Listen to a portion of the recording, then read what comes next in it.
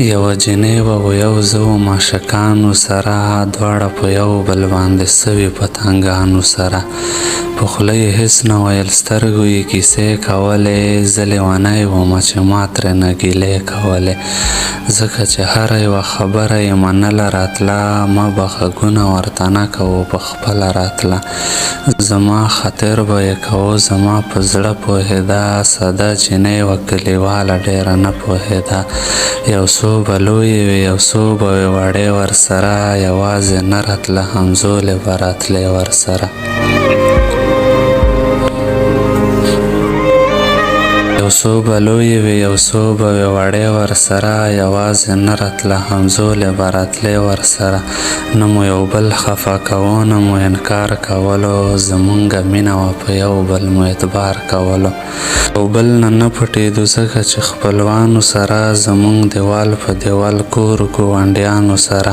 هم به د ورځې و روان هم به په شپه ګرځېدو، لکه مرغۍ به د یو بل سره جوړه ګرځېدو.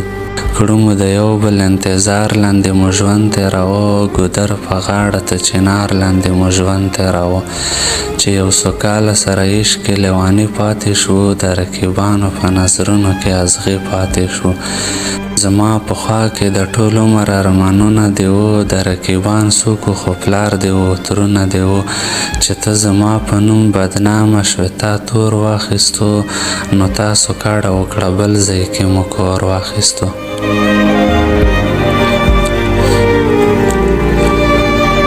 چې ته زما په نوم بدنامه شوې تا تور واخیستو، نو تاسو کاڼه وکړه بل ځای کې مو کور واخیستو.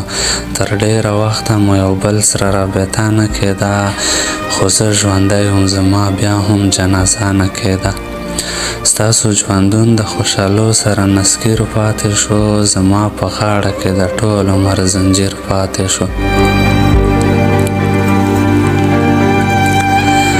ستاسو ژوندون د خوشحالو سره نسکور پاتې شو، زما په غاړه کې د ټول عمر زنجیر پاتې شو. نور څه نه وي ستا په کلي کې ملنګ به شمه، امید مې شته چې یو ځل تا سره په څنګ به شمه.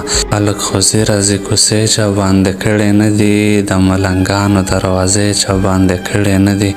کچکول را اخلمه ګریوان څیرې کوم درپسې، زما نه دومره صبر نه کېږي درځم درپسې. کچکول را اخلمه ګریوان څیرې کوم درپسې، زما نه دومره صبر نه کېږي درځم درپسې. لوی پېښور دی د کور پته راته نه لګېږي، خو یوه ورځ به مې تندی ستاسو په وره لګېږي.